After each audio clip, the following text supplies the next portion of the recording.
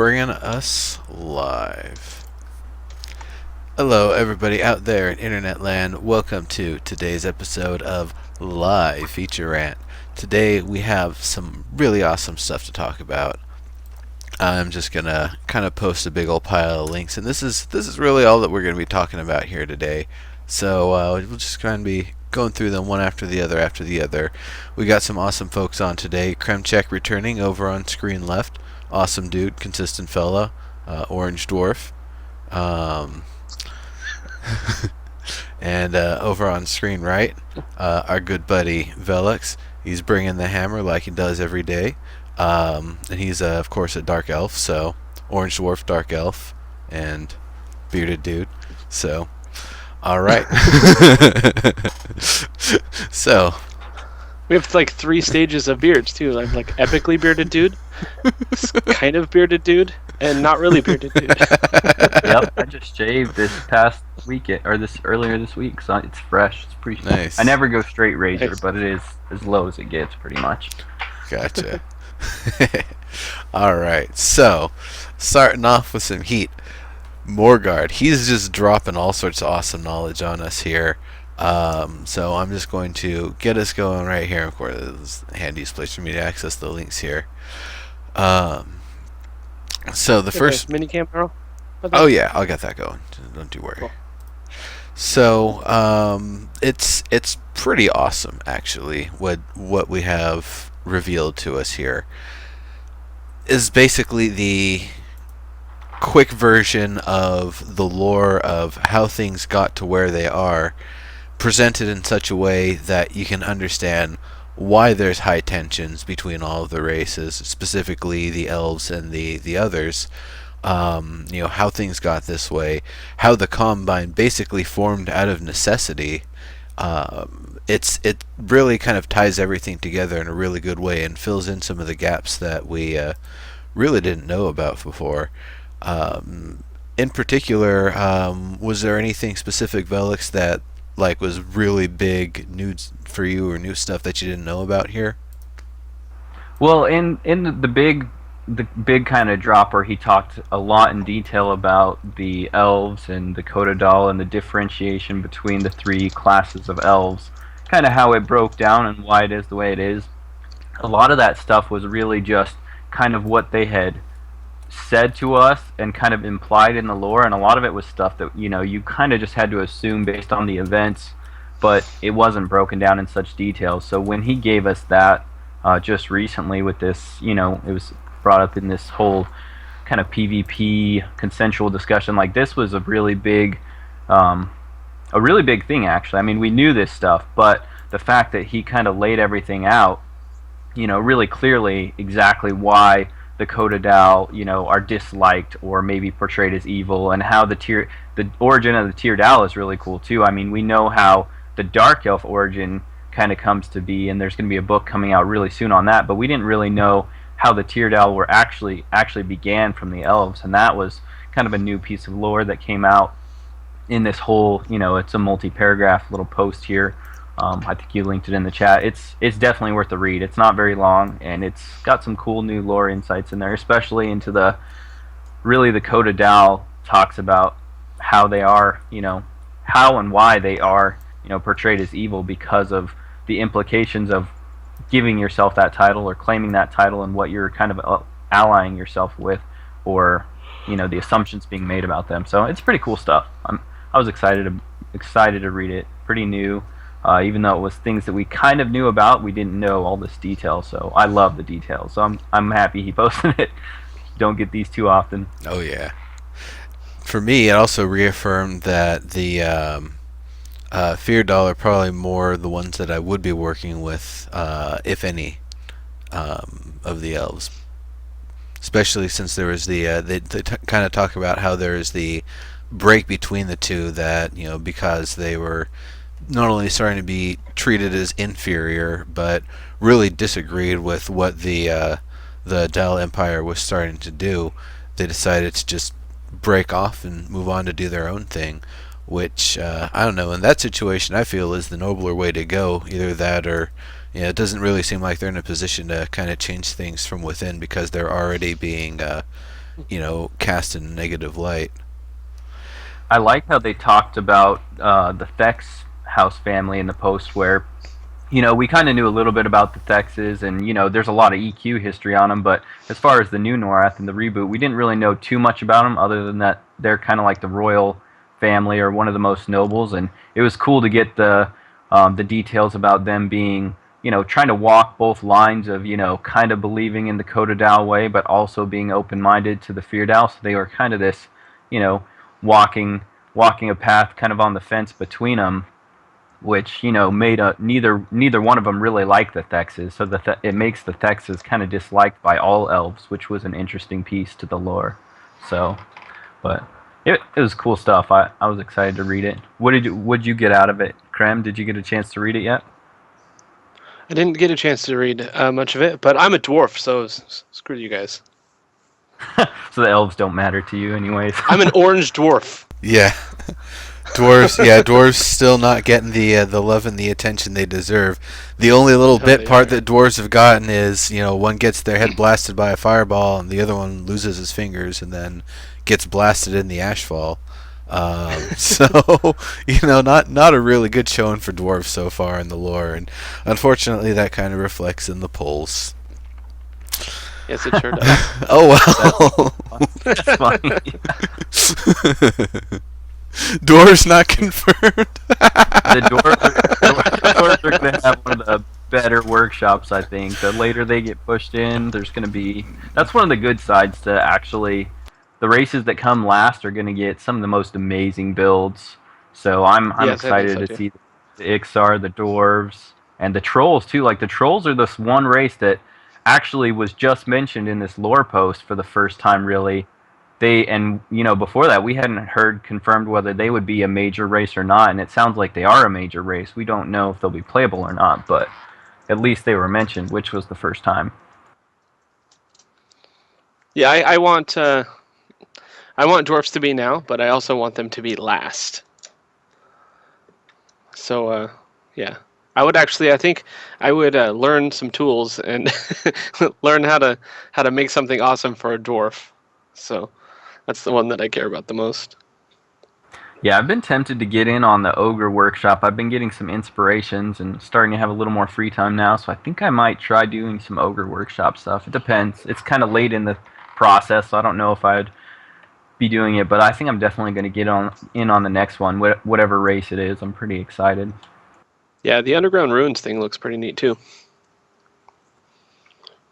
Yeah, that one should be fun, especially since it's not as long of a process. You can just kind of get in on it with a few friends. An Eighth of Acclaim is actually the smallest entry size, so that actually you can bust those out really quickly. I remember while I was doing content and creations, Cody said at the 2-hour mark that he was just getting started with an entry, and by the time we finally visited at the very end of the show, he had already finished it. So nice. That's really fun sort of stuff that you can just make a bunch of stuff and iterate on it. Now, Josh Augustine just put out a post, if I'm not mistaken, saying that he gave a lot of feedback. There's a lot of fantasy stuff. There's not a lot of sci-fi stuff. He wants to see more sci-fi stuff with the team ups. So any builders out there that are working on that sort of thing, definitely work that sci-fi angle. Channel your inner Shatari. Yeah, that's probably more the angle that I'm gonna go. I started doing something that was like an ice crystal cavern. I was gonna put like glowing orbs and stuff to look like alien eggs or something frozen in the ice, and maybe like a partially formed one or something trapped in ice or something. I don't know. Nice. It'd be pretty cool. I wonder if I can pull it off. You probably can. Just if you have enough time. Yeah, pretty much. That's it. I would have to be staying up late and working on that sort of thing. That's the only time I have to work on stuff. Anyway, so getting back on, Rosie's gonna say taller dwarves. Speaking of taller, that isn't the race? I'm not the race. Sorry, the character sides. Didn't they say something about that coming soon? Oh yeah, we December thing. I think we talked about that on Theory Forge, actually, the large race is coming in. Now, I'm still not sure if it's going to be create a large character versus create a normal character, or if it's like equip an item or use a consumable or something to change between the normal Hmm. and the large. I would like to see the consumable or something because everyone already has their character, or they need to give us another character slot Yeah. so we can mess with the Yeah, character creation and get a larger, small character or whatever. Actually, I kind of more prefer the DCUO model that you just spend a little coin and you can pretty much change out your entire appearance, top to Yeah, bottom, like 100%. Um, Whenever you just go back to town and switch it out, you yeah. could start the game as a tall, slender black man and end the game as a giant green fire-breathing lizard with metal skin. So, it's Green metal. yeah, well, why not? yeah. Tungsten. I've always been a There fan you of the go. MMOs that allow you to have complete control over your appearance throughout the duration of the game. It really sucks to be locked into something. You change over time, or maybe you want to role play or something, and you want to change things up. So I think that should be. It sounds like from what they've said about the way they want to do itemization and stuff with EverQuest Next that they want to pursue that type of stuff. So I hope they do that in Landmark as well. There's a lot of options and make it flexible to where we can change it. Talking about the taller and shorter things stuff for a second, not to bring us too far off topic, but what do you guys think about the? Uh, I heard someone say, I didn't even hear someone say it from SOE, but they said they basically want everyone to fit through every door. So what do you guys think about dwarves or gnomes making doors that are big enough for ogres? I heard the opposite, actually. Really? What I heard was they want situations where if you want to invite an ogre into your gnome house, you're going to have to knock out a part of the wall or, take some time to make a bigger door. If you're an ogre that's trying to traverse dwarf ruins or something, you're just going to be kicking walls out of the way. You're just going to Yeah. be, smashing your way through. I hope So, that's the Yeah, case. I hope that's that's what the I case heard. I because, like I said, what I heard was that they were saying, "Oh, everything needs to be one size." I was like, "No, that would be terrible." But it I'm would. glad to hear that. I'm glad to hear that. I heard both. I heard, what Neuro said, but I also heard what you said, Kremchek. I know when they're talking about major cities and things for where everyone's going to be going, like the main avenues and stuff, they want to be accessible to all sizes, which would make sense, for each race to have things built to accommodate trade with other races of other sizes. So, but I do think, yeah, I agree with the part about, having access restricted almost type stuff where people have to smash walls or something to get in because that adds to the immersion. It wouldn't be too realistic to have everything Well, huge humongous doorways. and this is probably the absolute worst reference I could bring up, but I think about like in Vietnam, the tunnel systems that were being used to ambush and actually have basically entire towns living underground in those. And it kind of makes me think of Ratanga. They would probably do something very similar because they're very Yeah. comfortable with small narrow passages and that sort of stuff. So an ogres trying to attack a Ratanga stronghold, it would be the hardest thing, and they'd probably be trapped in cave-ins at one point or another just because there's so much stuff they have to bust through to try to get through. And meanwhile, Ratanga can potentially be lining it with explosives and be ready to trap them in. Right. So that's I could see a lot of that sort of stuff being a part of it. That it's actually part of the tactics of that faction of that race, and I could see that also being one of the reasons why smaller races get an advantage in building their own homes and defensible stuff, because they can access smaller spaces where a larger ogre, sure, they're going to be a big beefy brawler. They're just going to be kicking everything out of their way like it's no big deal, or at least if it goes like it's going in the lore books.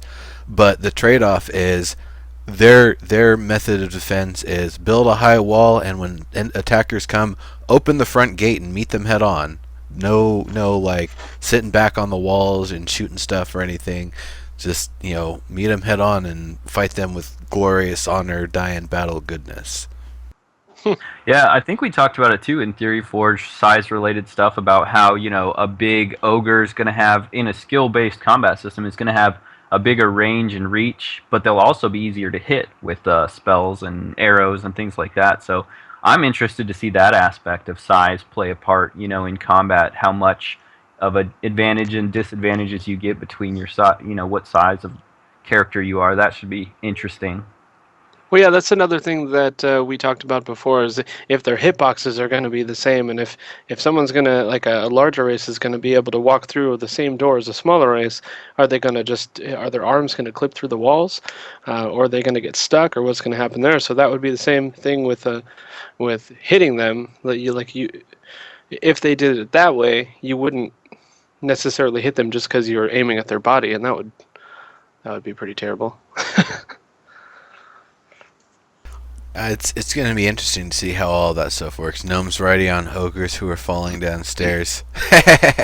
Actually, there is the scene from very early in Final Fantasy VII where they're trying to escape from part of one of the collapsing towers. And Barrett, because he's gigantic, he's the one who grabs onto the rope, and then the other two characters basically sit on each of his shoulders and also grab onto the rope because they're much tinier than him. So I think of that sort of thing. Then they go swinging across to safety. It's actually a fun little cutscene. If anybody hasn't played Final Fantasy VII, highly recommend it. Anyway, I could actually see a lot of that sort of stuff where larger races, not necessarily ferry around other races, but be able to leverage them in such a way, maybe being able to chuck your spear gnomes at people or whatever. So you got basically a quiver of spear gnomes. You're just chucking at people. That would be great. Yeah, it'd be funny to see if they do with mounts and stuff with the Karen, if they would just run wild, as their mount thing, if they could ferry people around, give gnomes and dwarves rides for money. Nice. That would be interesting. I don't know how Karens would feel about that. That would be anything interesting. for money, right? Yeah, I don't know. There's got to be a poor class of Karens willing to do anything for $1. I think they'd probably just find some ocean nearby and go fishing because they're giant water-loving cats, and they're smart. And they just be like, fish. I can do this all day. Yeah, I'm really excited about the big races in this game. The Karen are probably the first race that I've seen, and I know they want to do it a little bit differently. They've shown some of the newer concept art, but they're one of the few races that tempts me to not go Dark Elf in EverQuest next. I'm sure I will Karen, go Dark Elf, of course, but yeah, Karen. They're just a really interesting race. I love races that have a lot of complexity to them. Yeah. They're the only race that it doesn't look creepy when they lick their lips with the SOE mode, like we've seen. I'm sure you can make it look creepy. Well, no, it's just that when you see a big big lion head doing that, it's like, oh man, he's hungry. I better get the hell out of here. But if you see a human or a fae or something, it's like, I don't know what the hell they're trying to communicate. That's weird. Nice. I never thought of that. I just thought it was awesome that they actually had an emote for it. The face rigging and stuff that they showed, even in that limited demo, was pretty awesome. And I'm sure by the time it's actually in our hands, we're going to be able to do some really, really expressive stuff with it, which is going to be nice for the role players too. I know Diggs, I don't know if he's out there or not, but yeah, he's a big player for the role playing side of things, so I'm sure he's going to be using a whole lot of that stuff. All right, so we kind of came a long way from the thing that we were initially talking about. I guess was there anything that you guys wanted to go back to on either of the major lore bombs, or any of the content from them, or what we learned, or anything in particular?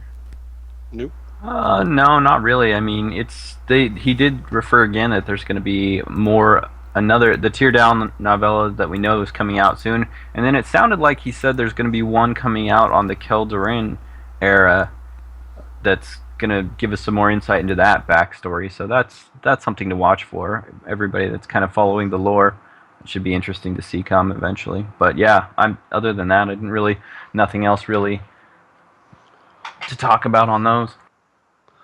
Dwarfs rule.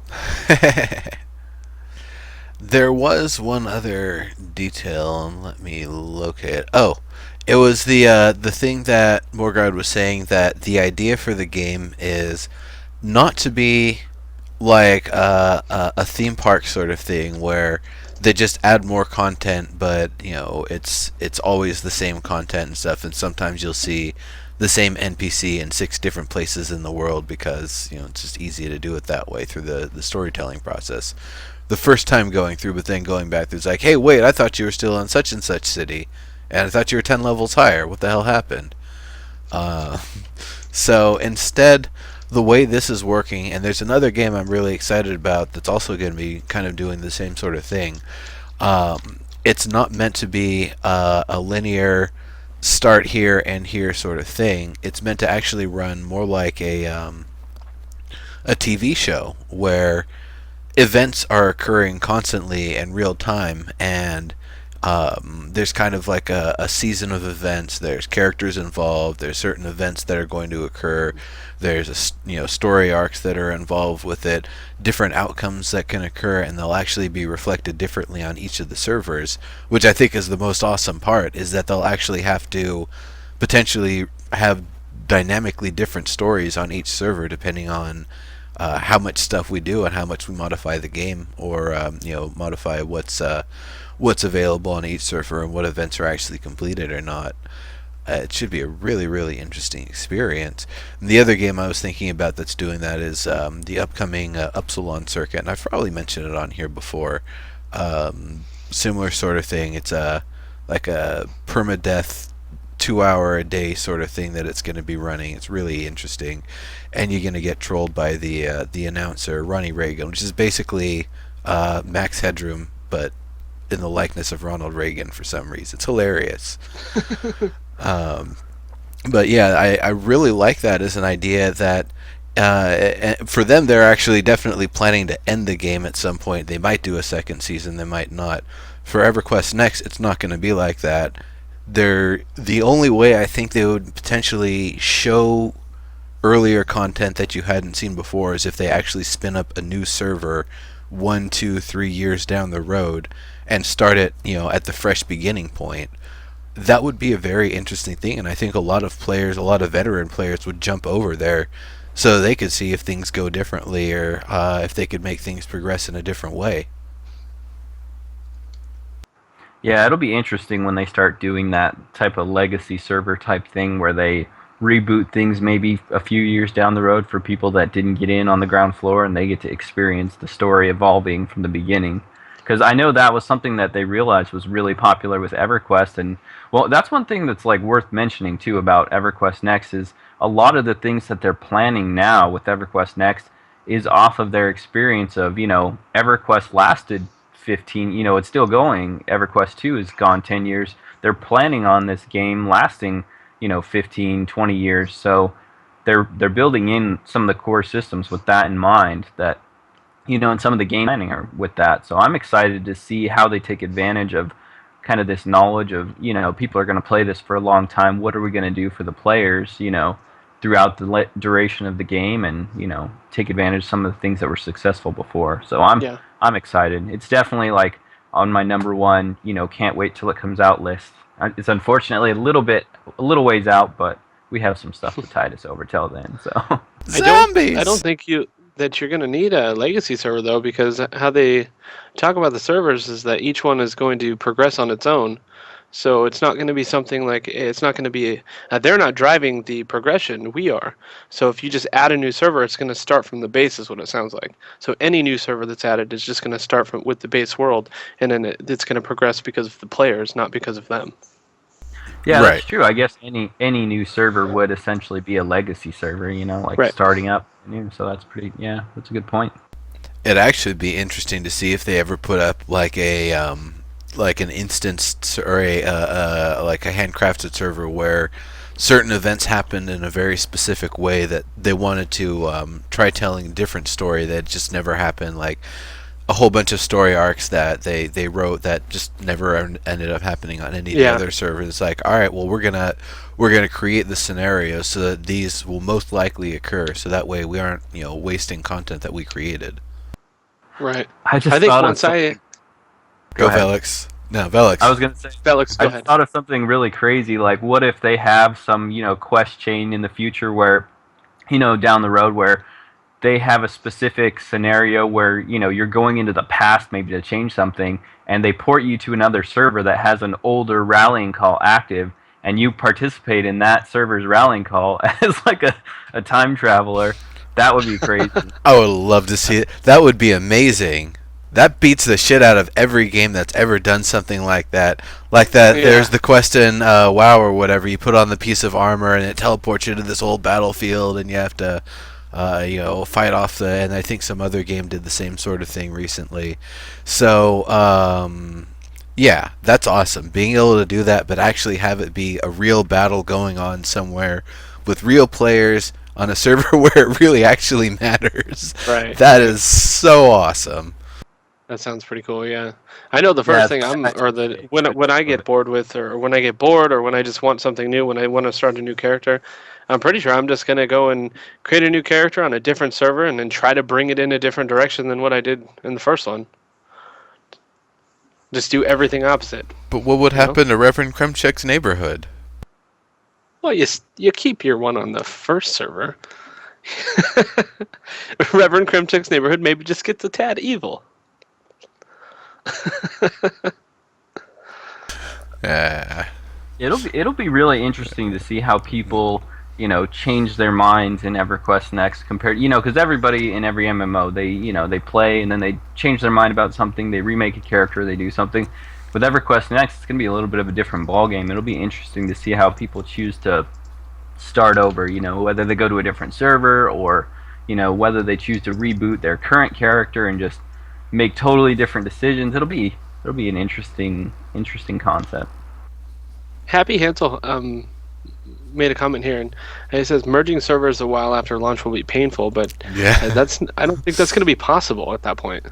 With what they're doing with it, it's not possible to merge servers. Yeah, it would be basically the population of one server is thrust on another server. That's about the best they could do. Well, I don't even know if you can do like it. I don't know. It doesn't seem possible because you're going along your story, right?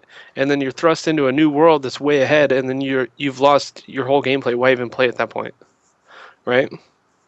I The would other So it expect seems like it would be literally impossible for them to do that, or stupid, at the very least. Well, also because your story bricks would be all out of whack. There's potential Yeah. opportunities where you'd be able to already have story brick stuff completed with people you've never even met, and then can build more story bricks with them, and that's or more story brick reputation, or whatever. Velix, what were you gonna say? I was gonna say it's gonna be a complicated thing because not only that, but you wonder if they have any plans to do something similar to World of Warcraft, where you can group with friends from other servers and just be in their server, port to their server for a temporary amount of time. Because I know accessibility is like a major factor nowadays with people. That matters a lot to them. So I wonder if they're gonna have any features like that where players can play with each other across servers, and if that were the case, what kind of systems would they have in place for one to make the lore make sense, and for two for that to be possible and not mess up the way the story bricks works.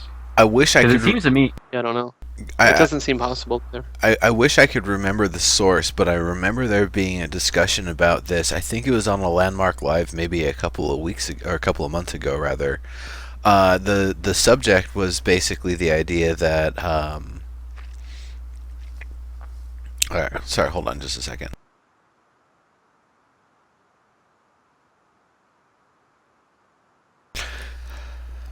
Anyway, sorry, got distracted there. um, 1 second to think about it. Well, here, why don't you guys pick that back up, and I'll reform the thought afterward. I pretty much said my piece, I think. Yeah, well, I mean, there's so much speculation that can be done about what they want to do for accessibility to, accessibility versus immersion and realism. And I know that they want the story to matter a lot in their game. That was actually one of the big points that Morgard even wrote, like the post that he Oh wrote yeah. recently was talking about, like, we want the story to mean something in EverQuest Next a lot more than it has in other games, and they want the world to feel alive. They want to give us information on the outside and give us information, as we go and change the world. They'll be adding new stuff in. It's not like, I think one of the things he pointed out was that it's not like they're going to create all the stuff and then just dump us in and see where we go. They're going to have, a set amount of things that we'll have a lot of options in, and then they're going to continually add, new Right. different rallying calls all over the place that we can, stumble across and initiate somehow through our choices. Well, yeah, because they're going to have to add stuff that makes sense to the choices that the players make. They can't just throw us in and we're putting choices in this direction, and then all of a sudden there's something over here that just doesn't make sense. So they're going to have to do it that way, where they're kind of they're not driving the story, but they're laying the road in I've front of always us to thought where we're going. I've always thought it's interesting how, like, people have always said, like, it's one of the debates in the game industry about, like, you don't want to give your players too much agency. Other words, they're choosing stuff and they never experience some of the content, that gets made. But in it, if you allow your servers to diverge and be different based on actions, there's gonna be a server that, activates this one rallying call. So there's really no lost, nothing is lost. It's all, Hmm. somebody will see it. So it's kind of an interesting thing. It kind of helps mitigate that problem that some developers run into, because I'm sure there's going to be all kinds of server, like, I can't even imagine what people are going to do on their servers, especially, if we have enough player agency. Once you start seeing, like, guilds start to form and function as, like, orderly units trying to push things around in the world, that's going to be probably one of the most incredible things to see, how people, like, drive populations of people driving the world in crazy ways. I'm probably gonna stay off the Dark Elf server. Just saying. I will be pushing the Dark Elf agenda 24/7, no matter what quest I'm doing behind the scenes. Yeah. Oh, I'm sure. I'm sure. So the thing that I was gonna say before I unfortunately got distracted by discussion about dinner was alts. Alts was something that they had talked about. I think it was a couple of months ago, and the idea that not necessarily for next, or not necessarily for Landmark rather, but actually for EverQuest Next, that you would actually be building up not just your character with everything that you unlock for them, but you would actually be unlocking it for the account. So every class you unlock, every upgrade and stuff from doing things in the world and out in the wild, you would basically unlock for the account. So that way, when it's time to make a new alt, aside from gear, which you can just mail yourself if you're on the same server, you're able to continue your achievements. And I believe they specifically said this when the discussion of multiple races and races coming in after launch came up, because they don't want people to have to, drink the potion of make me an ogre now, or make me a Fae now, or make me a whatever new race has just been added, make me a Hmm. Shisar now, or whatever. Um, so instead of having to do that, they decided it would be easier to, and it would also make no sense because all of the Storybricks interactions are relative to your race, along with every other component of your character. So instead, an alt would be a much easier way to go. You don't lose any of the the progress and the badassedness. In fact, I believe, if I'm not mistaken, they've also explained that that might be the only way to unlock Dark Knight and Paladin on your account, is that you have to do it on Hmm. two separate characters. But if you've already unlocked most of the prerequisites, it's just a matter of making a new character and do the series of events that allows you to start the series of events to begin the quest chain. Because I'm sure it's going to be a very long and drawn out and convoluted and confusing process to actually become the top and top tier or whatever for whatever classes. Because it doesn't sound like it's going to be something where you just go to somebody and it's a set formula. It's going to be a lot of, like, doing Yeah. things in the world and building your reputation one way or another, and then finally And something happens and you get an offer. they said that it's not going to be the same for everyone. So you might get a paladin a certain way, but that's not going to be how somebody else gets it, just depending on the choices that you made. Yeah. So yeah, You come to the I chapel one don't. day and they need a paladin. You come the next day and they just need a priest. It's like, well, wait, I want to be a paladin. Ah, we're full up on paladins. Right. I don't know if I even like the idea of having everything account wide. Um, I like starting characters anew because I want a new character. I don't want, the most hardcore paladin. I don't want to start a level 90 paladin, Well, I I want to think start a new character. It's a horizontal what I think progression is thing.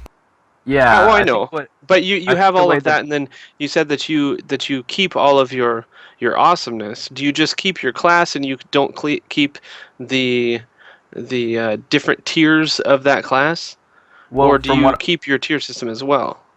from what I understand about the way they want to do character create is once you're going to initially pick like one out of 8 generic classes, Right. or and they're going to be 8 of the 40 plus, but say you unlock, 30 of the other classes, when you go to make another character, you can now pick out of, 38 classes instead of 8 is my understanding, and then you have to go, around and that character can only use that one class that you picked out of the 38 until he unlocks more from himself. You may be unlocking the same ones you've already unlocked, Oh. or you can. That's what would make So sense to it's me. I only think the that's character creation, is what you're saying. Is how yeah, you that's what understand I it. Yeah, I that think would make so. But you most still have sense. to unlock the other 40 classes or whatever, just not just you have the choice of any of the 30 that you've already unlocked. Yeah, because it wouldn't make sense to me if you could just, you could create a new character in whatever class you want, and they have access immediately to every class because Right, This, you're that's what not I going was. to well, they break still break wouldn't have any things. skills though. Is the thing. Like you could, Yeah. even if they have all of your achievements and all of your unlocks, you wouldn't have any of the skills. And if you're on a new server, you wouldn't have any of the gear. You wouldn't have a home there. You wouldn't have anything. You'd be still highly disadvantaged compared to your long-lasting character. And I believe too that there's going to be some barriers. I know that they intend on making depth into each class where you can progress in one class vertically as well, unlocking new tiers and new abilities within that class. And then I believe one of the ways they mentioned to have verticality in the game as well is some classes are going to require other classes as prerequisites. Like a Tempest might Right. require, a Blade Master before you can become a Tempest or something like that. So they're gonna have some verticality to it. So it'll be interesting, like if you get to keep, if you get to select out of all these things, what will you get to choose out of? What is gonna have prerequisites before it locking it out? A lot of interesting stuff. I am glad they're doing it though. I was mentioning it to somebody else recently. I think it was in a TeamSpeak or something. I was talking like I'm so tired of games that have like a grind, a prerequisite grind basically before you can really enjoy the meat of the game. Like this is one of the first games I've seen in a long time where you can just get in and you can experience, the main core entertainment fun that's in the game right away. No matter Right. what level of progression you're at, you can have fun right away. You don't have to, do a ton of stuff to get where you want to be. So Yeah, I mean it's definitely. I mean, I kind of think of like Planet Side 2 and the way they do balance in that game. So you start with basically the very basic equipment. You can pull out a tank, but it doesn't really have any extra turrets or anything to it. It's kind of crappy. Once you've played a bit, you can actually build up. Once you finally got optics on your weapons, once you finally got your turrets upgraded on your tanks and all that, once you finally have one set of everything fully upgraded, that's at the point that everything else that you get is finally a side grade and not an upgrade. But when you start the game, everything is still an upgrade. They say you start maybe 80% the effectiveness of a veteran soldier, and I say that is poppycock. There's absolutely no way that you can tell me that me pulling a default bus with 2 default machine guns on it with just the respawner on it and me trying to get two people to ride along with it is going to be as effective as getting a vehicle with more specificity, or that same vehicle with heavy armor that you got to take basically three vehicles to take it out, otherwise it gets away, or that sort of stuff. So there's a lot of ways that having something that's fully upgraded, even if it's not a great build, at least you've got something, and then anything you go off of there from is a side grade. So I think that's kind of how it's going to be a little bit with EverQuest Next, is that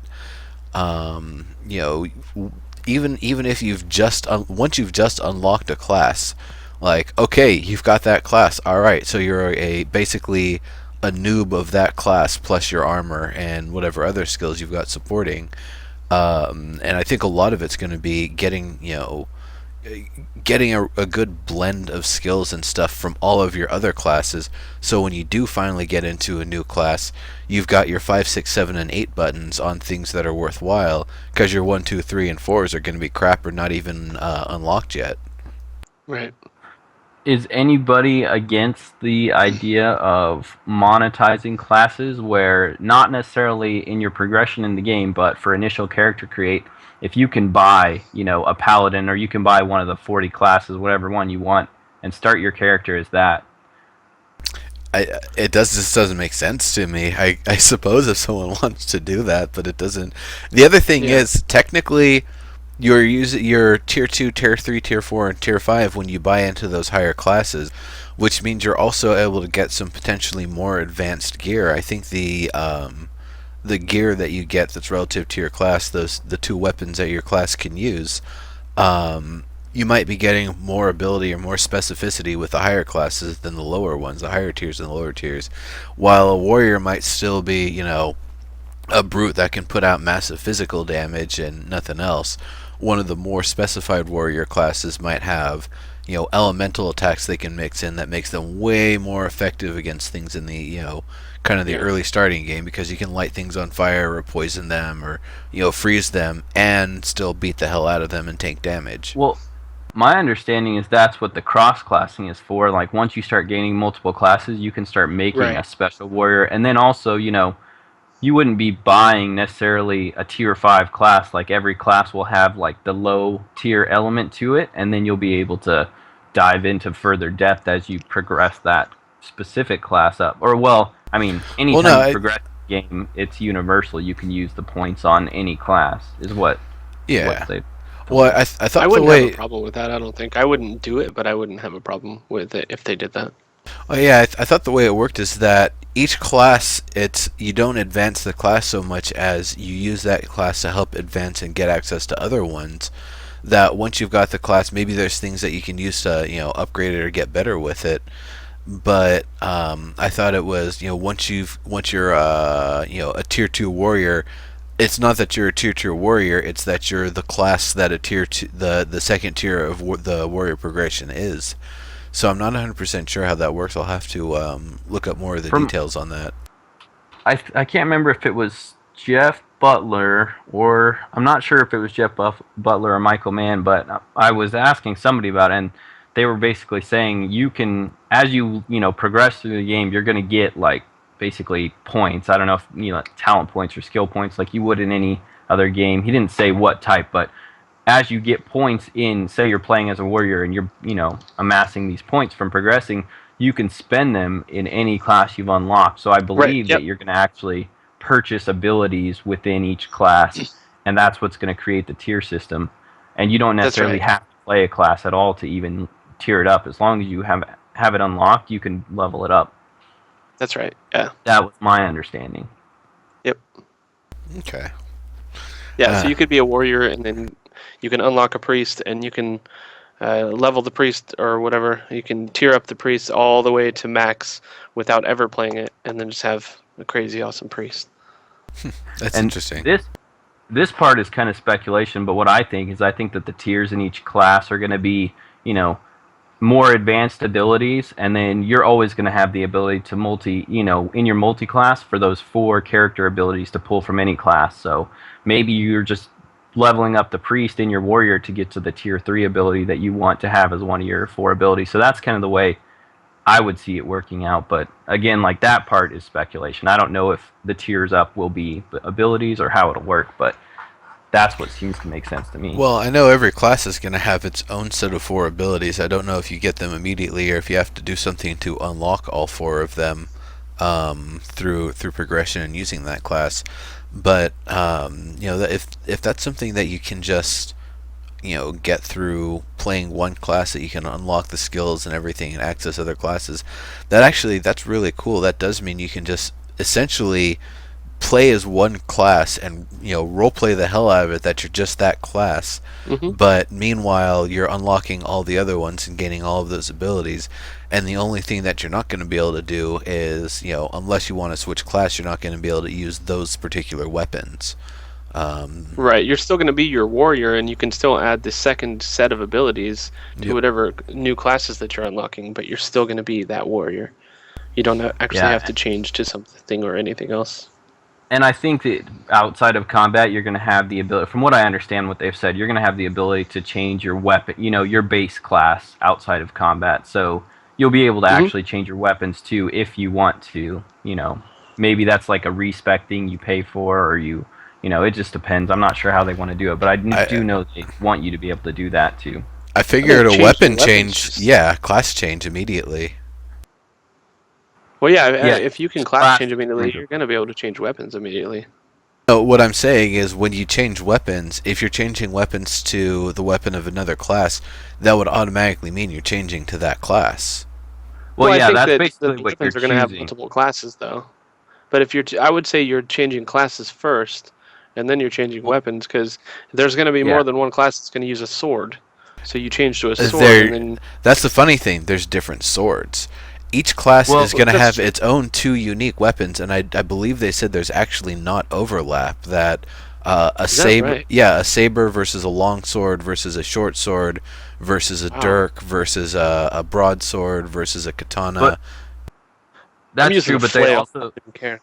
Yeah. What they also said though is It's that you might have like a great sword, and there might be 3 different classes that use a great sword, but they're all going to have a unique, set of abilities yeah, for that that's what I sword thought and too. a unique silhouette from like their stance, how they hold it. So Oh, when you okay. change That's your what I thought too. class, it's going to change the way you use what weapon that. Well, because basically you choose a class and it has Kind of 2 like a weapon Guild Wars sets. 2 type feel for the Yeah, weapons. slightly. Yeah, Gotcha. Well, that's it's the cool. way to say it.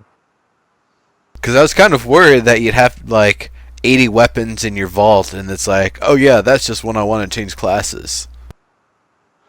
I think. I No, mean, I I think think that from the picture, just the melee weapons, there was like 30 of 30 of them. There's like 30 different kinds, so you might still have to have that, yeah.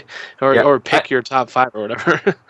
From what I understand, you're not even going to have to deal with weapons really. I think when you change a class, it's the weapons are just going to come along with it, and then you might get style options and like different enchanting things you can do to change the keyword interactions on it. But from what I understand is that once you pick a class, it's got its 2 set weapon sets. So you don't have to worry about banking all kinds of different weapons and everything. You're just going to select the class you want.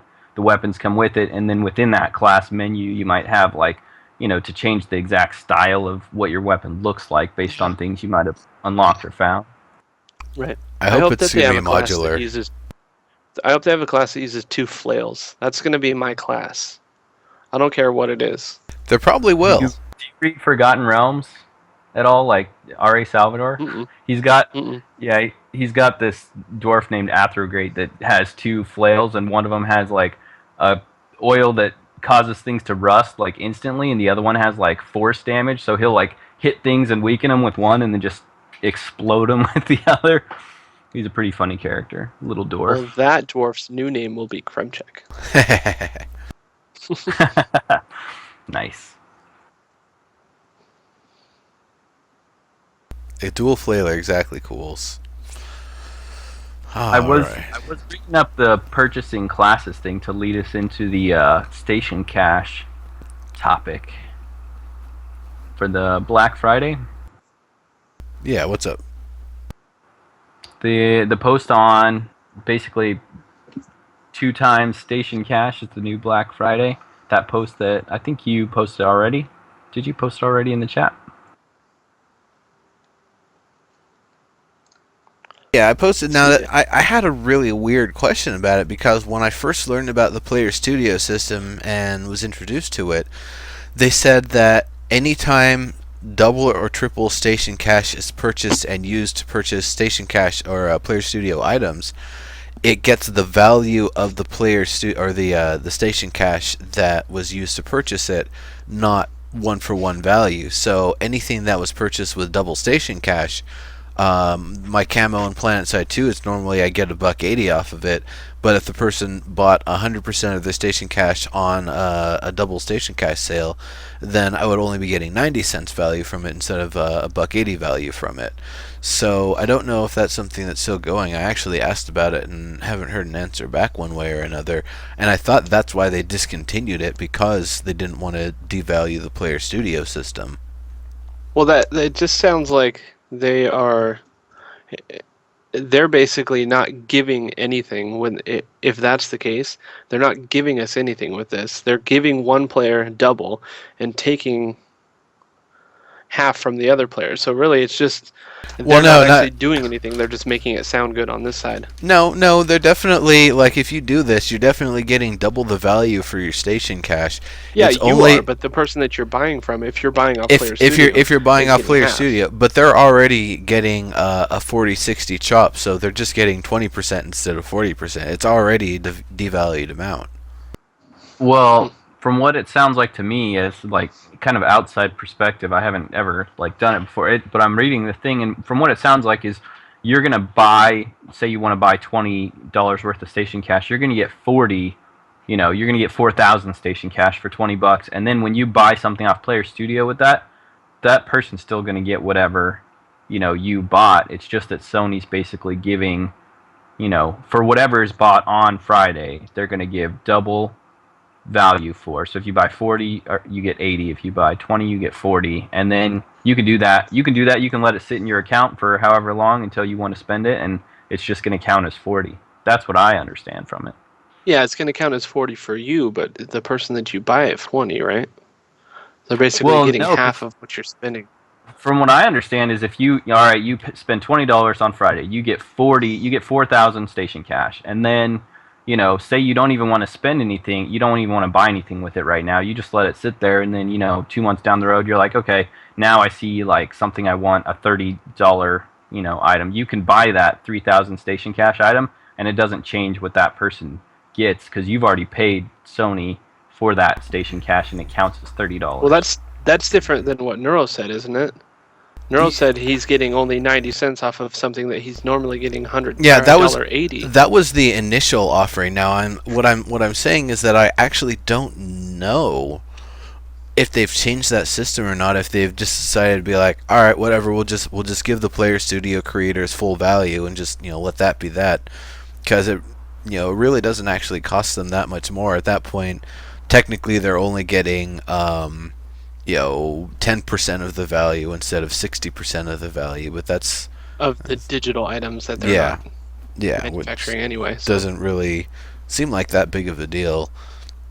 But Yeah, you from know, it doesn't sound like that they'd be doing that because from it just seems like whatever you're buying on Friday, you get double value, and then who knows when you use it or whatever it's not gonna it's all gonna count the same. So I'm not sure. I don't even know if they can track which station cash points you got are double or which they may just say, hey, we're gonna give you 4,000 for 20 and that's that, and they don't track that 4,000 you purchased was double, and they're going to discredit whatever you Well, it buy sounds with like that that. they were able to do that yeah, before. they used to do that when Oh, they initially released the system. That's how it worked, and that was how it was explained to me when I've asked about it different times.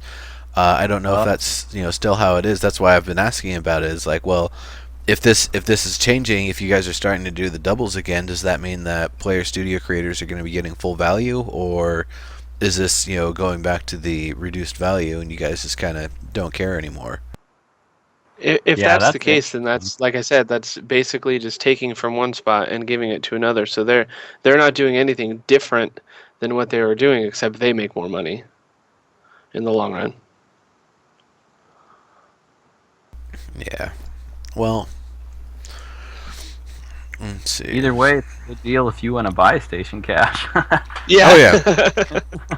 Well, that's the other thing is like I'm still not going to say like don't get it. If you've got Station Cash cards to redeem them tomorrow. Like For sure. do it. Get in on this if you want Station It's Cash. not your fault if they're doing something. Yeah, no, it's well. crappy with Once it. again, I don't know if they're still doing that or not, so I can't really Right. say don't do that. It's a bad thing. I wouldn't really say that anyway because if you want to enjoy the game, enjoy the game. Buy the Station Cash by all means. Please, please, please, please do.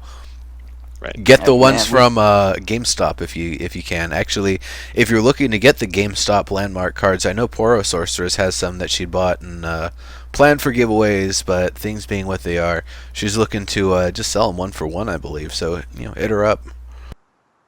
Yeah, I also too. I think Phantom X has been kind of itching to give away one on Theory Forge, so maybe we should do that this Friday. That would be a good prize. That would be Double pretty value. smart. Yeah. Yeah, that would be pretty good deal. Who's our guest this Friday, by the way? It is gonna be Noodle Cat. She will be our guest this week, and it's gonna be fun. It's gonna be a lot of fun. She's been.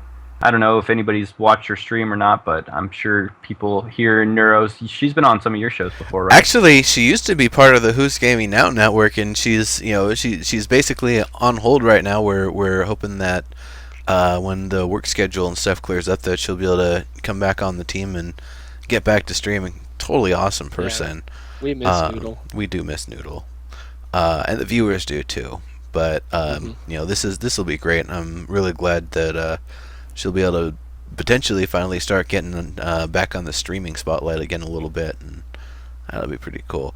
Arudnell, it is Friday at 5:30 p.m. Pacific time.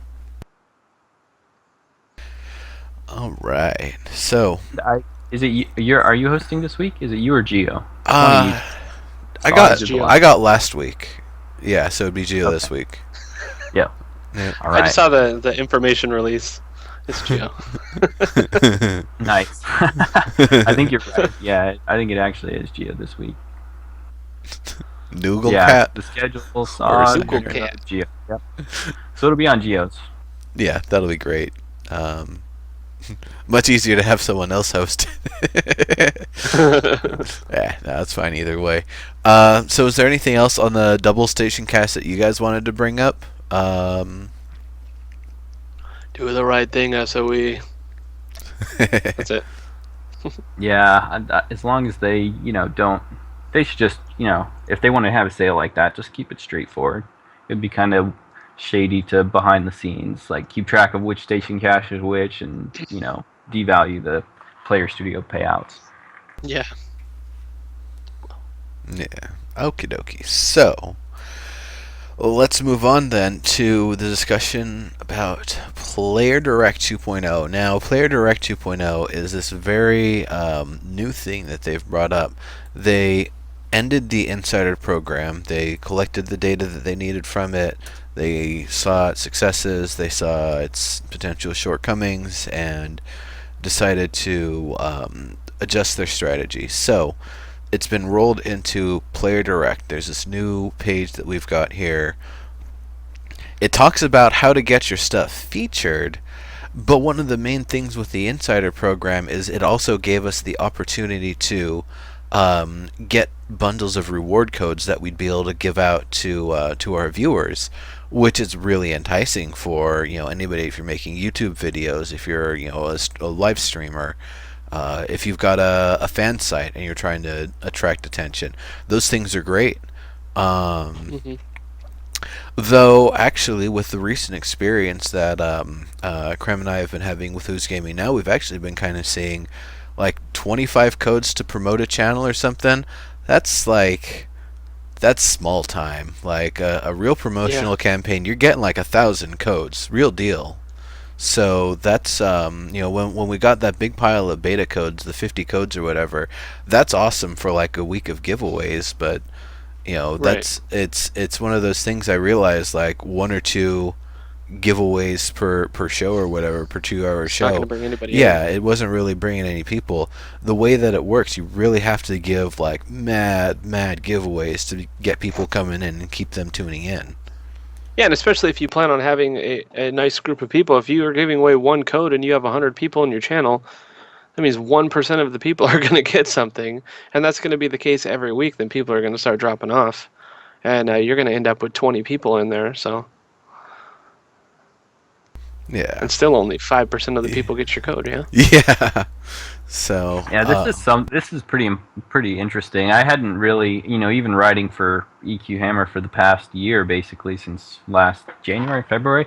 I hadn't, I didn't participate in the thing at all. I mean, I know Sony gave 10 Ton Hammer Maine, they gave them sites, beta codes to give out for Landmark, but other than that, we didn't individually get any. I think Shaylin reached out at one point and got us some Gem Seeker Brooch codes to give out in some of our videos, but I'm going to start doing that player direct thing because I know, I've been writing my butt off for this game for the last year, so it'd be nice to have some stuff to give people, give out to people that follow my stuff and spend all the time reading my rants.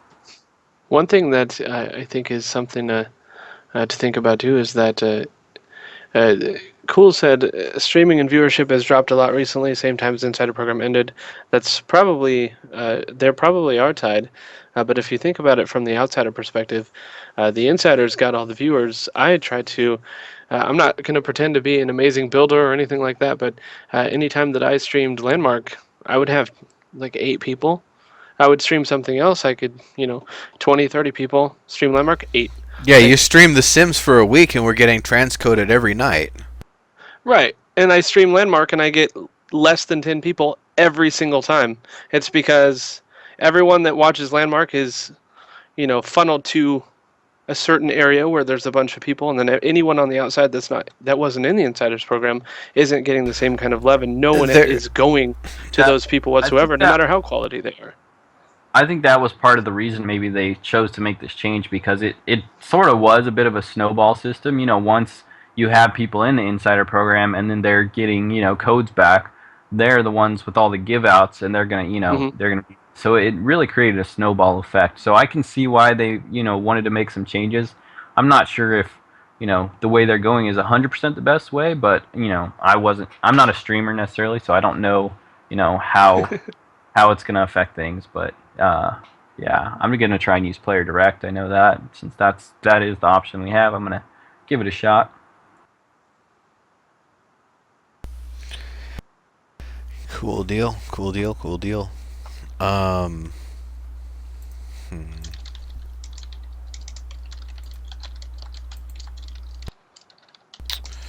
So, yeah, I think another thing is, though, it's been really hard to keep and retain users over the past, over the lifetime of the project as we've seen it thus far.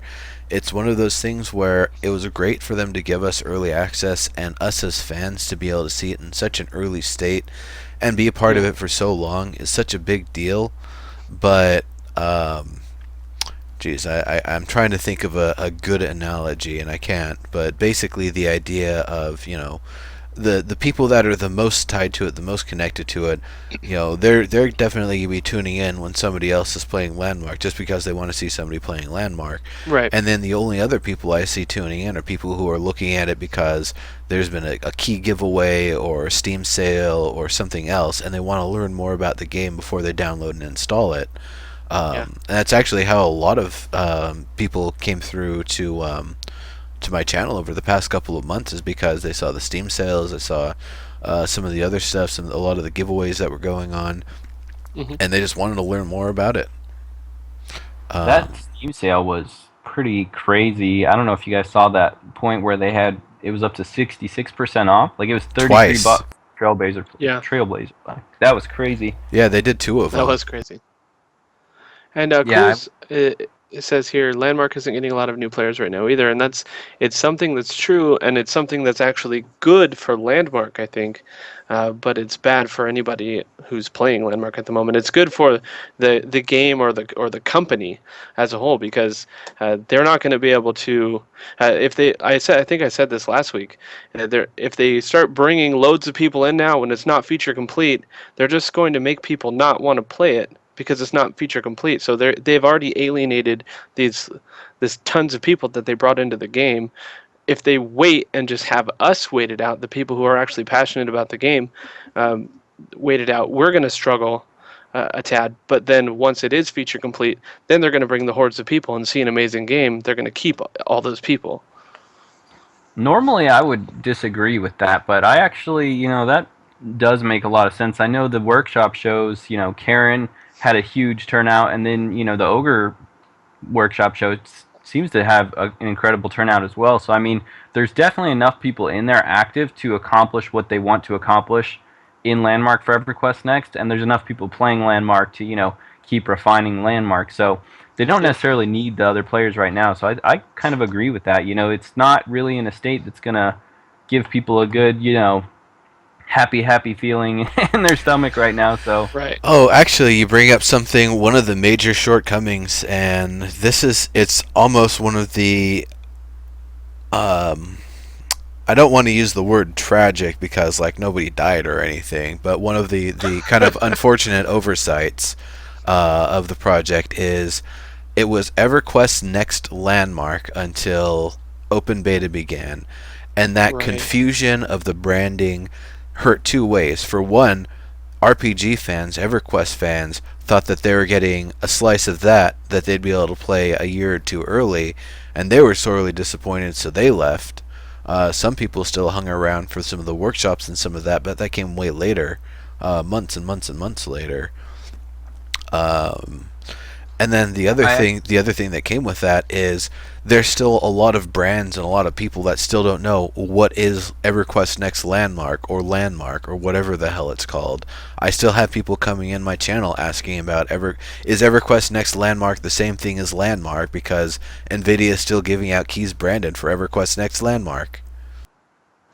yeah, I just recently wrote an article about kind of one of the issues with Landmark, the way not just I mean, I wrote one a long time ago about the titling issue, but I wrote one just last week about kind of a problem with Landmark being announced as its own separate game so early when, it's probably not going to get the love and care it needs until after EverQuest Next is done.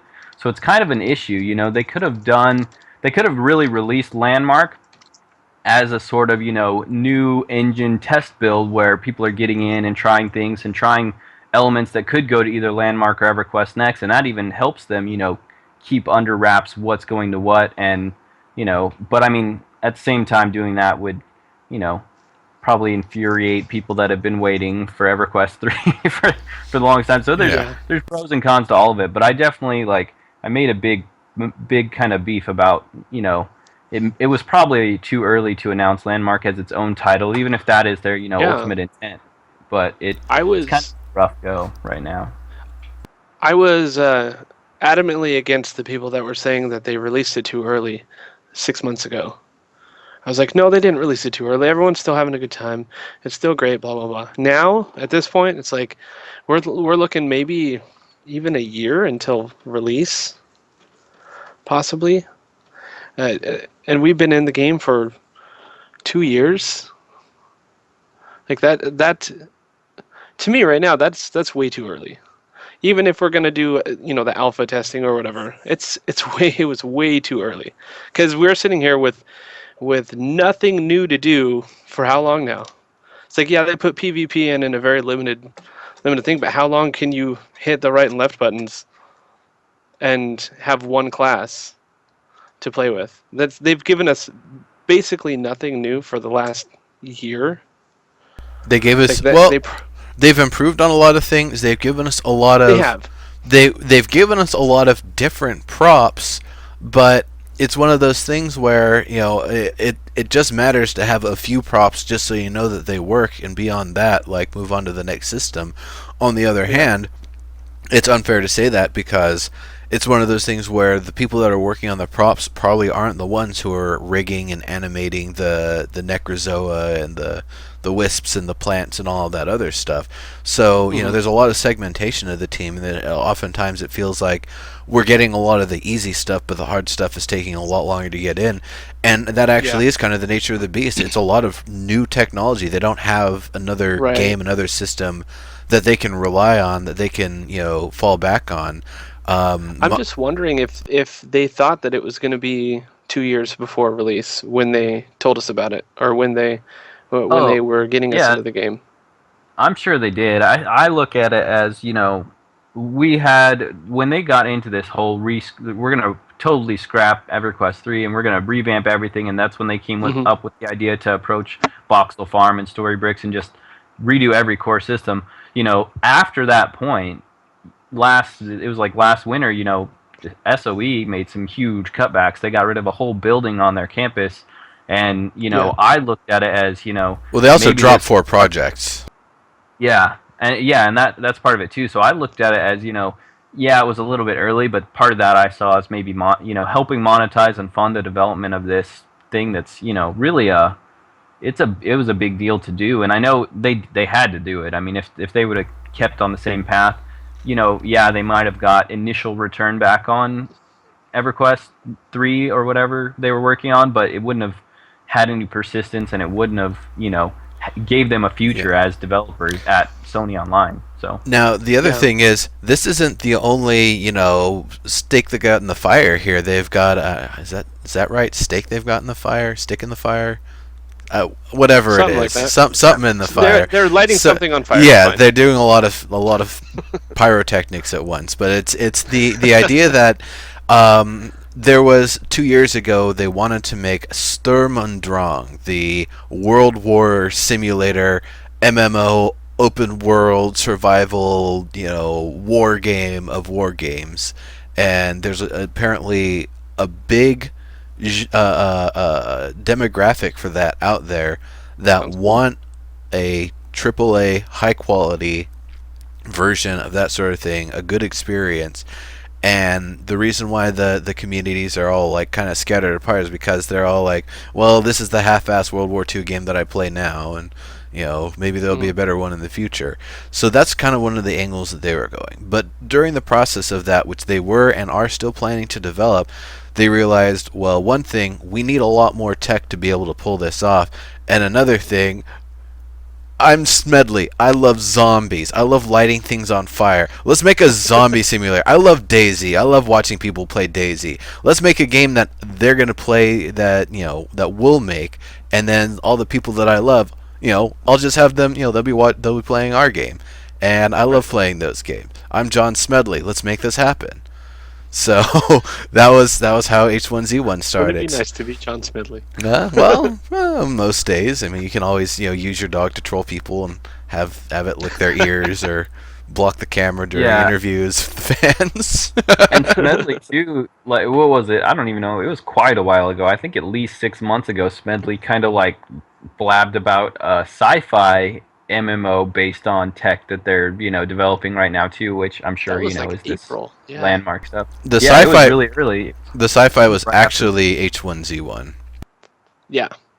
Was it? Oh, okay. I thought he was like, it's coming out within the month. It'll be out by the end of May. I thought he was talking about some Star Wars-ish, not Star Wars IP. That's the thing, because he said Star Wars Galaxies fans will have a place to come to and call home, and the part he was referring to is the ability to find a place in the open world, set up a base there, build it up, and defend it, and try to survive, not the procedural loot system or the procedural material system, the crafting system and the attributes for equipment and all the variation with that, and the Star Wars IP and all that, and being in space and all that sort of stuff. No, it was just the sandbox survival building part of it, and everyone chose to hear SWG2. Yeah, well, that's what he basically said, and it's like, nope, zombies. And at first I was like, huh? And then I was like, oh, okay, all right. Yeah. Yeah, it definitely threw me off. I still, I guess, obviously to this day didn't realize that that's what it was talking about.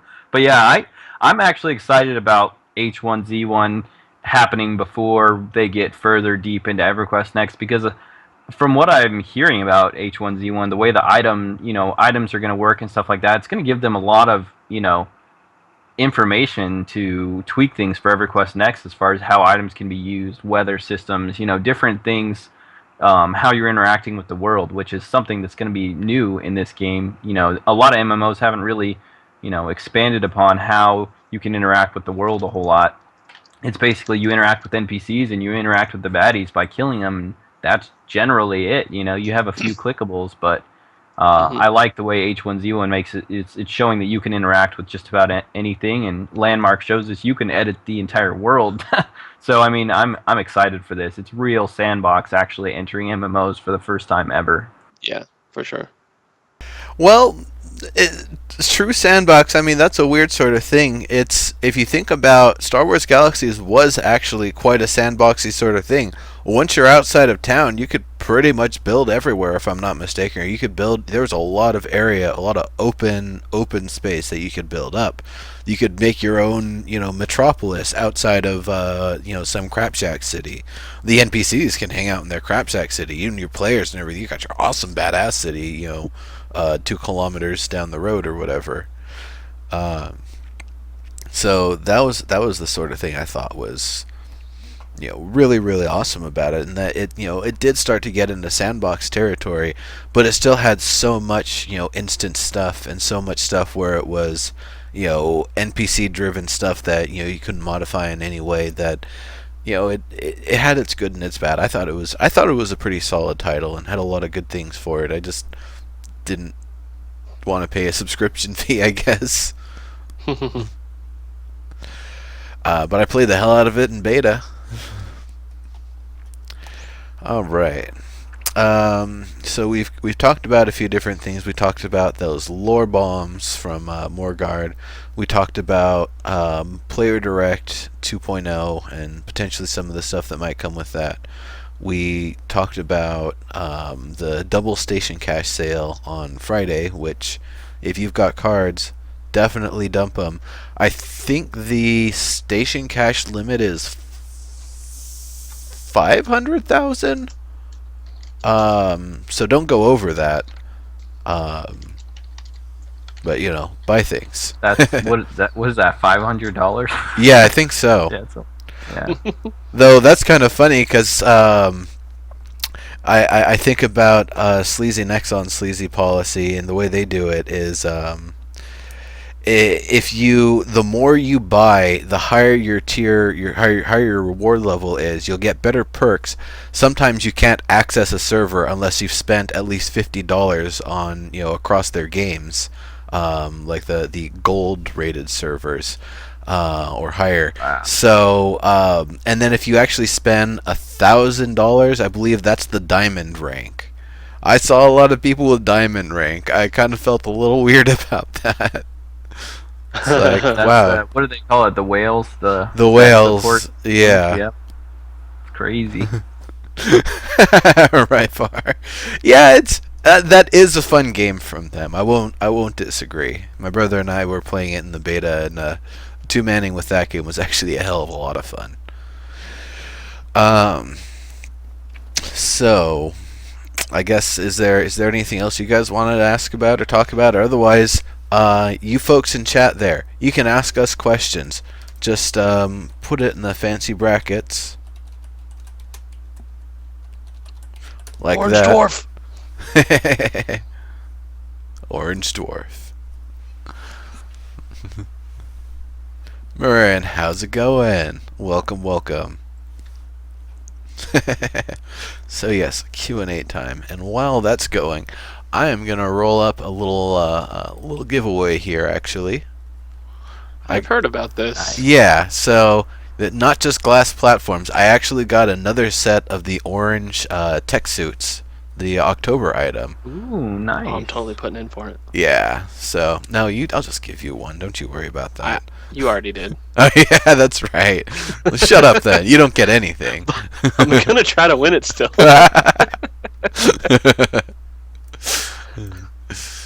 Alright, so I'll set that for 10 minutes. And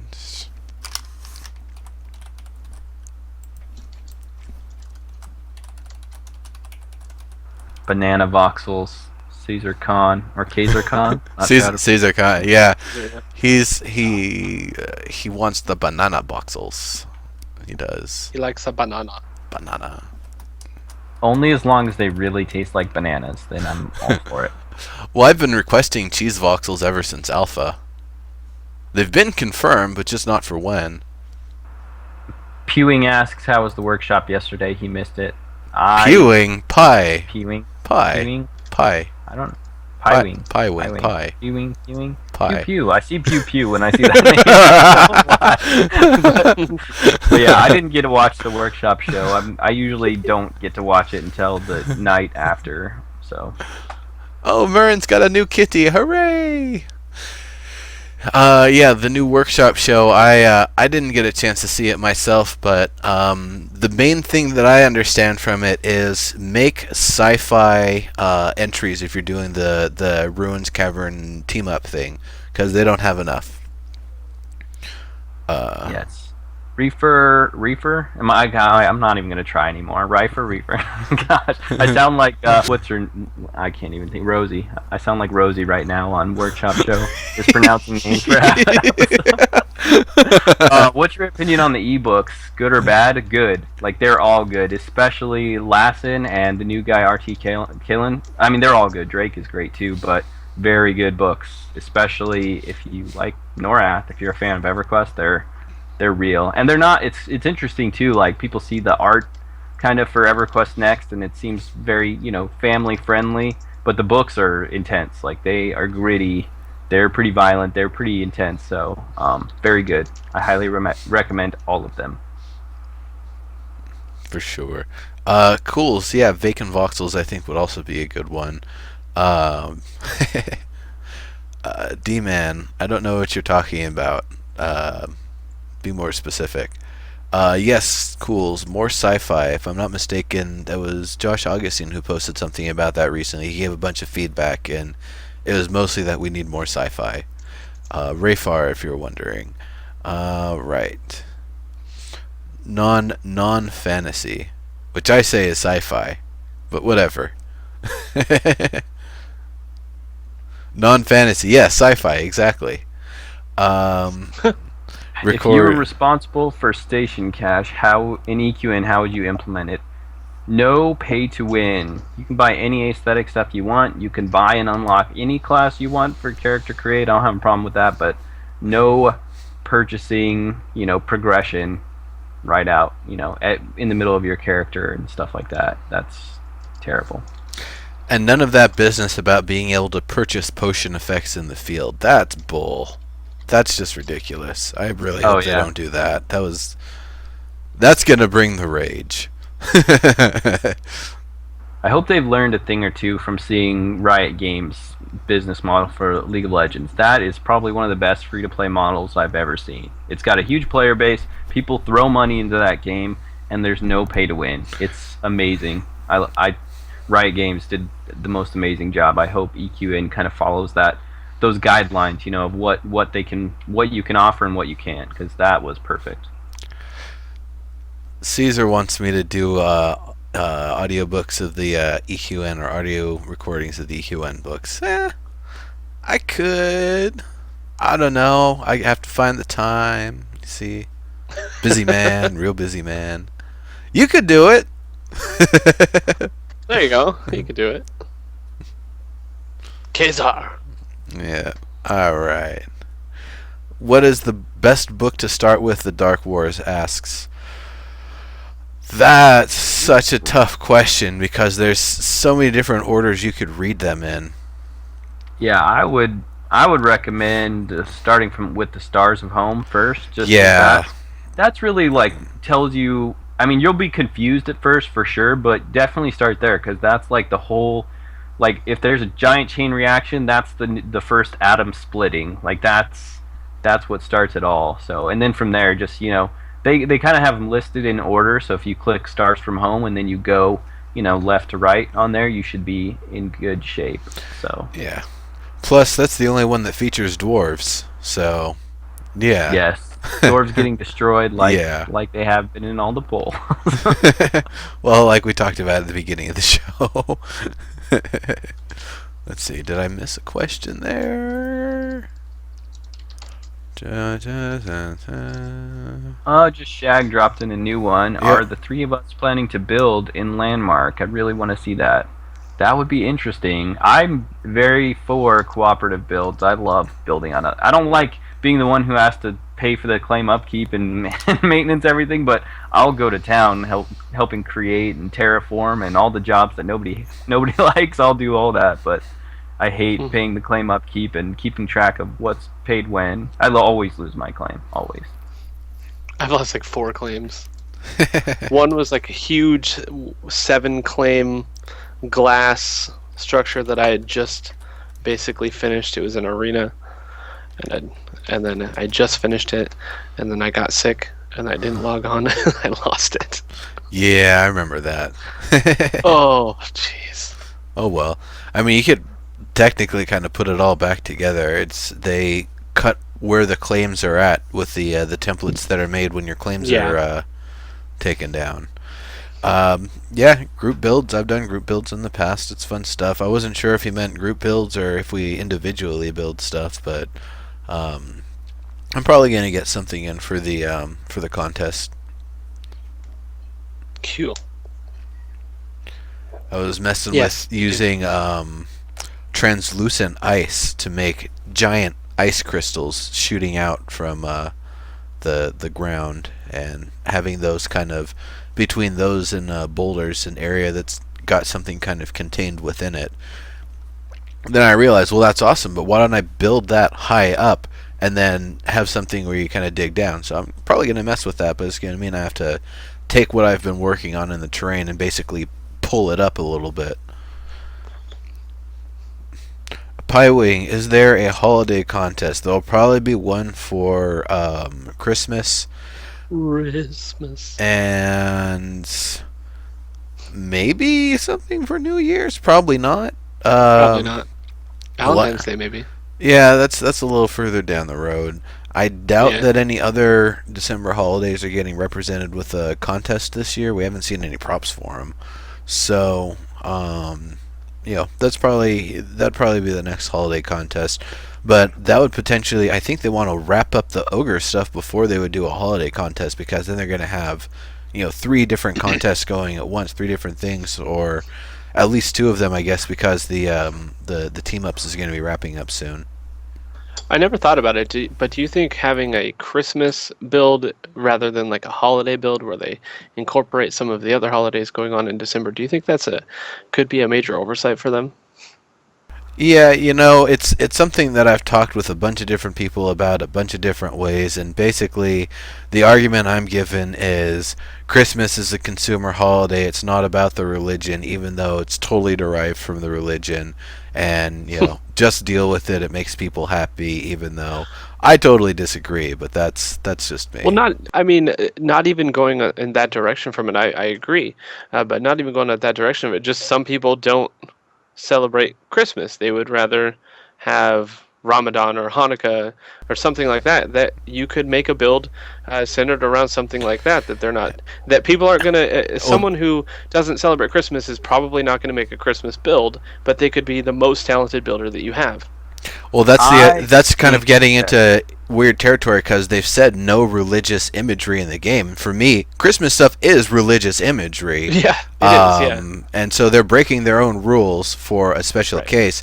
They're not gonna. It doesn't sound like they're planning to break the rules even further to allow Hanukkah or Kwanzaa or Festivus to get any special representation in the forms of props and materials and contests.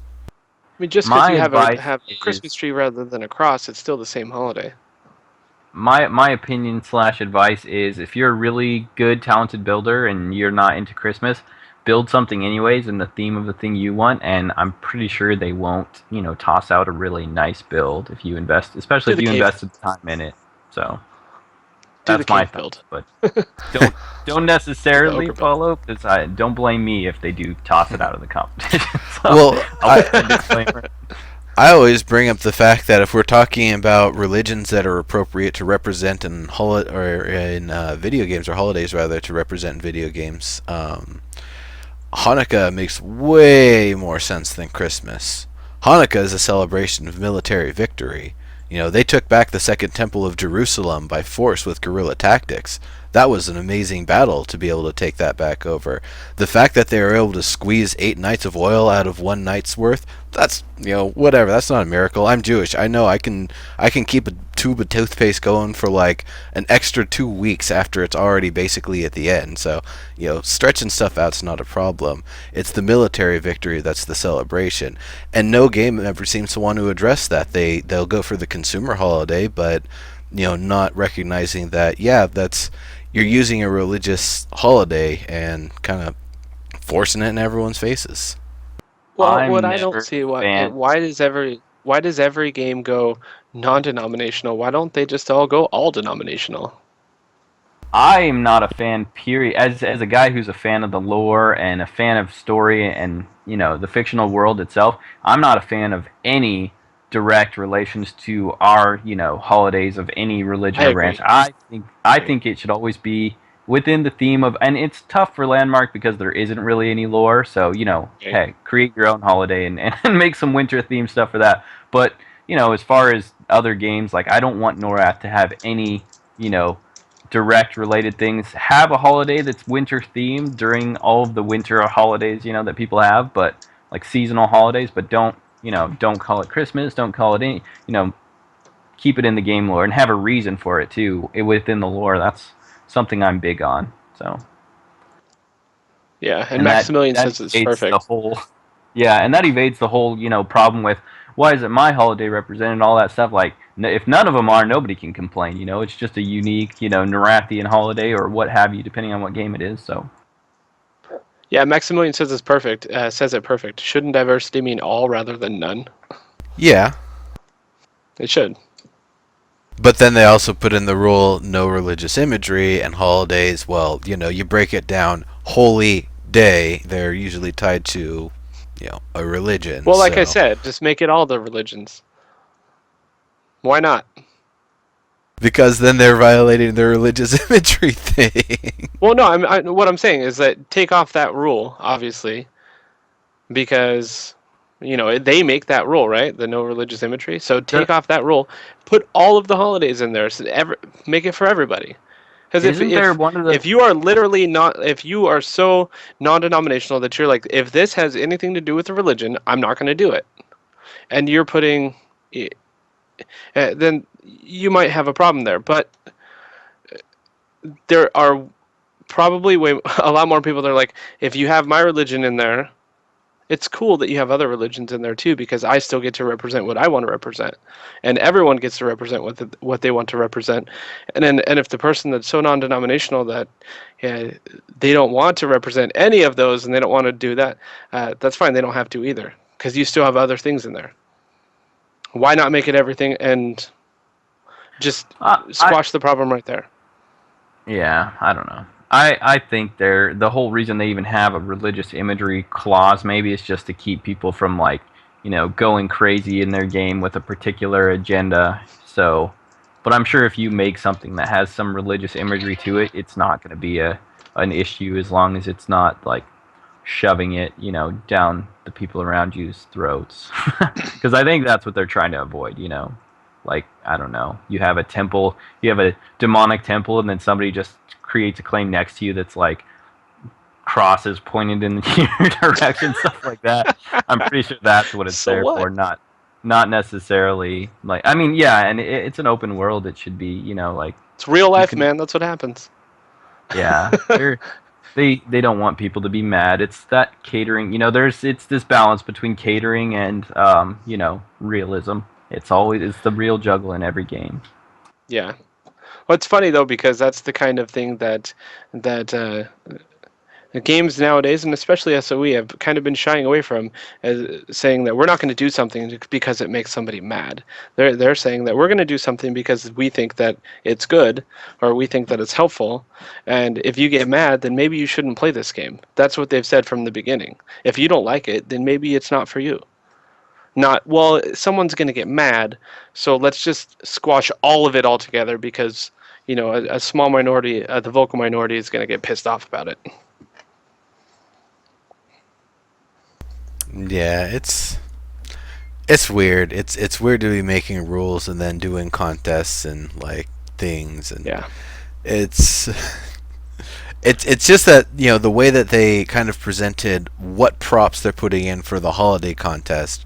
Oh, it's red and green gifts, or the lights on the strings of the different colors in that very specific shape, and you can't say it isn't Christmas themed, and you can't say that it isn't specifically Christmas themed because there isn't any other holiday represented with those gifts and those images. Hmm. Um, I, for one, would I celebrate Christmas. I was born and raised a Christian. I would love to make a Hanukkah build. I, you know what I'm saying? Like I don't have any problem with that kind of stuff. I would love to make something like that. I would love to make a Kwanzaa build, like whatever it is. That kind of stuff is interesting. It's history. yeah, it's a. I mean, I would do it as a PvP arena, honestly. Once again, it's the site of a battle, so Yeah. for the Second Temple of Jerusalem, so yeah, it makes sense. You just Uh, gave me a great idea for a Christmas build, though. You have I- like you build a Santa, and like you have to break through the Santa with your spells in order to get to the other people. that's So you're awesome. like squashing Christmas. I like that. I like that. That's pretty cool. Nice. All right. Brad Strayfar, you won the Yep. giveaway. Well, he also won. Mr. Math also won. Oh, nice. Yeah, Kremchek, Yeah. Kremchek came up. He didn't win. I was Yeah. just kidding, guys. And Old Man Skiles isn't even here anymore, so snooze you Oh, no. lose. Snooze you lose. It was only 10 minutes. How'd you fall asleep? Oh, well. All right. So, at this point, this is kind of running longer than we usually do for the main portion of the show, and that's because we didn't do a pre-show. So, definitely keep those questions rolling, unless you guys need to get going. Otherwise, we can just wrap it up. I have to. Yeah, sorry. Okay. All right. Party pooper. No problem. All right. Well, then we'll just start up the wrap-up process now. Guess you zoned. Oh, whoops. Oh, well. Well, I've got more of them. Definitely tune in for some other shows, and you'll get some more chances. But anyway, this was a lot of really good discussion here, and it was great having both of you on here. Veluux, do you want to kind of let people know what you're about and what you're up to here? Yeah, just I write for EQ Hammer, part of 10tonhammer.com. So, and I'm actually going to be starting a column next week on main site 10 Ton Hammer that's going to be more open. I'm going to get to talk about whatever I want to talk about in gaming. So, I'm pretty excited for Nice. that. I'm just, going to be open-ended. So, but EQ Hammer's still going to get content. There are some things I've talked about in Theory Forge. We're kind of doing some changes as far as that goes. So, I'll kind of let you guys know when I know more about that. But yeah, keep track of EQ Hammer, and if you want to follow me, follow my column on 10 Ton. It's going to start next week, and I still have to think a title of it, so I don't know what it's called yet, but I'll let you know. Awesome. That's totally cool. And of course, as he said, Theory Forge Fridays, 5:30 to 7 p.m. Pacific time, rotating between three channels. This one, Viz Gaming, where it's going to be this week, and Suggs is the other channel, where it's going to be next week. So that'll be a lot of fun. Definitely tune in for those. And from the sound of things, there's going to be a station cash card giveaway this Friday, so you should probably tune in and try to get a piece of that. Yes, it will count. In case you missed the earlier part of the show, it will count for double value when you redeem it. So definitely do it. I think, what is the GameStop one? 30? The GameStop one, I think you buy it for 20, you get 25, So it'll So be 50. you technically be getting 50 for 20. That's a pretty sweet deal. Nice. Yeah. Nice. All right. And Kremchek, why don't you give the lovely folks a little bit of detail on who you are and what you're about, and that those fancy deals you've got going on. Yes, I am the Reverend Kremchek. I am a full-time streamer, and I do a lot of cool things. I'm pretty boss, so you'll want to follow me and hang out with me a lot. Anyway, I am doing a couple cool things. If we get 100 viewers in my chat room at any given time, no matter what, we will be giving away a free AAA game or whatever game that you want, up to AAA game. And then also, if we get up to 2,000 followers by Christmas Day, we will be doing giveaway for either a ticket to SOE Live or PAX Prime, your choice. And then if we get up to 3,500, somehow, if that is possible, then I'll give you $100. I'll throw it at your face when I see you at the event. There you go. There you go. And of course, both Kremchek and I are also part of the Who's Gaming Now network. So if you like winning all sorts of awesome games, hopefully some SOE games and some giveaways and stuff for those too pretty soon. But definitely just all sorts of stuff, indie games, some AAA stuff here and there, a little bit of this and that in between. Check that out, Who's Gaming Now. We're going to be getting that going in about an hour and 20 minutes, but there's going to be some downtime between now and then. And where we're going to go between now and then is over to our good friend Steve George. He's actually the producer on H1Z1. He usually plays along with his kid Mini Shock. It's just hilarious. Yeah, there you go, fella. Aruno says, Krem, mug them and force $100 into their wallet at gunpoint. Yes. Awesome. Okay. So bringing it back to the WWE days, or actually it was still called WWF, the character Erwin R. Scheiser, after he would finish somebody off, he'd stick $1 in their mouth or whatever. Aruno says Shock is on a break right now. Whoops. Oh well. Let me see if there's anyone I know. All right. Actually, let's bring it over to Viz Gaming then. There you go. All right. Well, Viz Gaming. All right. See you folks over there. Have a good one, and we'll see you next time. Bye everybody. bye. Orange Dwarf!